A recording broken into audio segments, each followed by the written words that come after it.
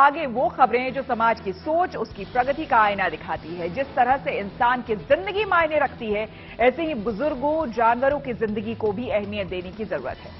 वैसे तो इन बेजुबानों को ऐशो आराम वाली जिंदगी देने में मालिक कोई कोर कसर नहीं छोड़ते हैं, लेकिन बात जब गाड़ी में घुमाने की आती है तो शायद ऐसे कई डॉग लवर्स अपने पालतू जानवरों की सुरक्षा को नजरअंदाज कर देते हैं।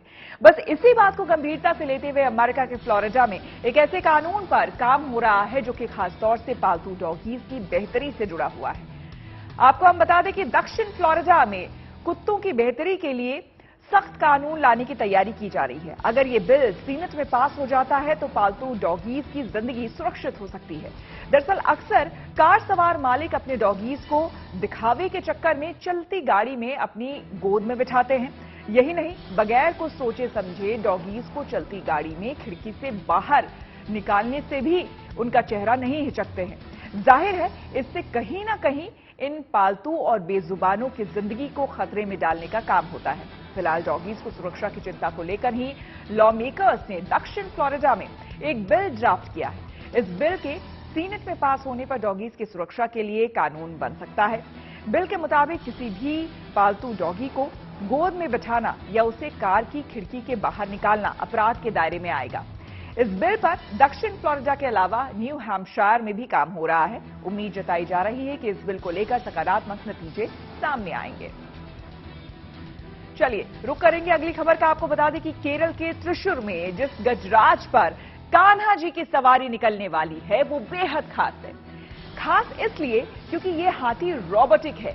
सदियों से कान्हा की सवारी हाथी पर निकालने का चलन है, लेकिन हाथी को नुकसान ना पहुंचे इसलिए पेटा ने एक रास्ता निकाला है और मंदिर को मशीन वाला हाथी गिफ्ट किया है। देखिए रिपोर्ट।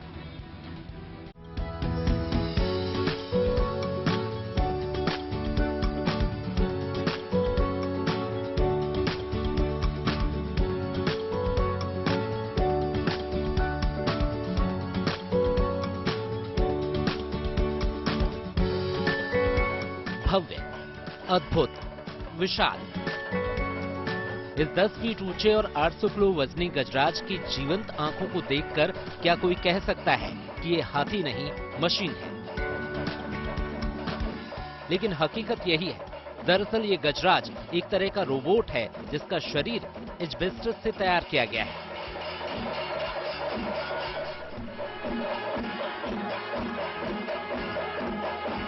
इसे तैयार करने में एक एक डिटेल का खास ध्यान रखा गया है।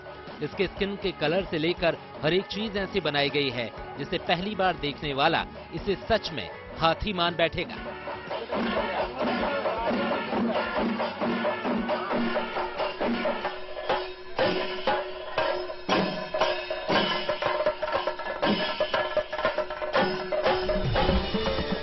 ये तस्वीरें केरल के त्रिशूर के इरिंजादापल्ली श्री कृष्ण मंदिर की हैं।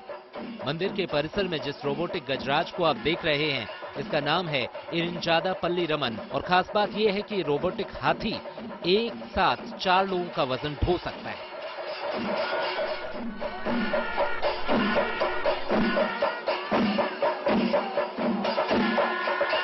इरिंजादापल्ली श्री कृष्ण मंदिर में सदियों से परंपरा चली आ रही है जिसमें भगवान कृष्ण के बाल स्वरूप की सवारी हाथी पर निकाली जाती है। कई बार ऐसे मौके भी आए जब सवारी निकालते वक्त हाथियों ने आपा खो दिया और लोग जख्मी हो गए।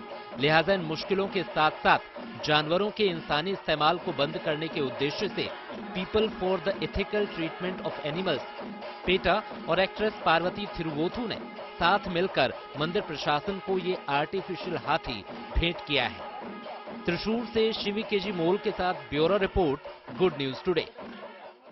प्रगति मार्ग में मुंबई वालों के लिए एक अच्छी खबर है और वो ये कि कोस्टल रोड प्रोजेक्ट का काम अंतिम चरण में पहुंच गया है। अब बताया जा रहा है कि कोस्टल रोड का पहला चरण नवंबर 2023 तक पूरा हो जाएगा, जिसके बाद मुंबई के लोगों को काफी हद तक ट्रैफिक से निजात मिल जाएगी।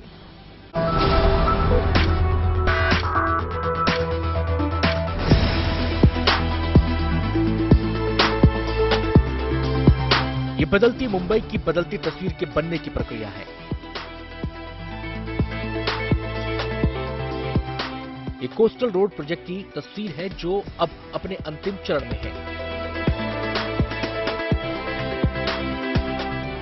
मुंबई की नई कोस्टल रोड के जरिए सुरंग, जमीन और समंदर पर बने पुल से मुंबईकर्स अब अनोखा सफर कर पाएंगे। न कोई सिग्नल होगा, न ही कोई टोल नाका।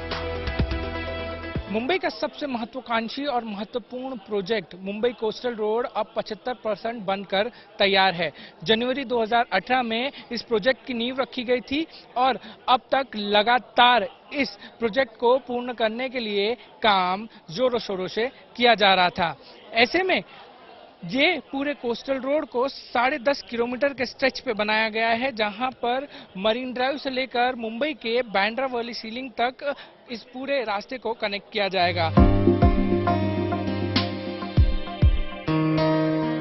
12,500 करोड़ रुपए की लागत से बन रही मुंबई कोस्टल रोड का पहला चरण 10.5 किलोमीटर का है, जो मरीन ड्राइव से वर्ली तक है। बीएमसी के मुताबिक नवंबर 2023 तक इसका काम पूरा कर लिया जाएगा। एक टनल का जो मरीन ड्राइव वर्ली से मरीन ड्राइव जाने के लिए जो बांधना था, उसका काम टीबीएम का और बाकी कट एंड कवर रैम्प का पूरा ऑलमोस्ट पूरा हो गया। और दूसरा जो टनल है जो मरीन ड्राइव से वर्ली जाने के लिए है, उसका ramp and cut and cover का काम ऑलमोस्ट हो गया है। और जो टीबीएम टनल है उसका खाली 170 मीटर कटिंग बैलेंस है और वो भी मार्च का फर्स्ट या सेकेंड वीक तक पूरा। इस रोड के बन जाने के बाद मरीन ड्राइव से वर्ली तक का सफर सिर्फ 8 मिनट में पूरा होगा। पहले चरण का coastal road Bandra Worli sea link से मरीन ड्राइव तक होगा। इसमें सुरंग होगी, समुद्र को पाट कर बनी सड़क होगी और समुद्र पर पुल भी होगा।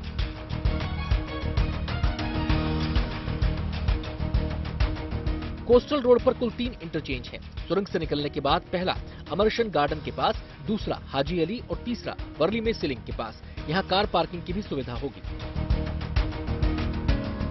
मुंबईकरों को पश्चिमी समुद्री किनारे पर बन रही कोस्टल रोड के पूरा होने का बेसब्री से इंतजार है। पारस दामा, मुंबई, गुड न्यूज टुडे।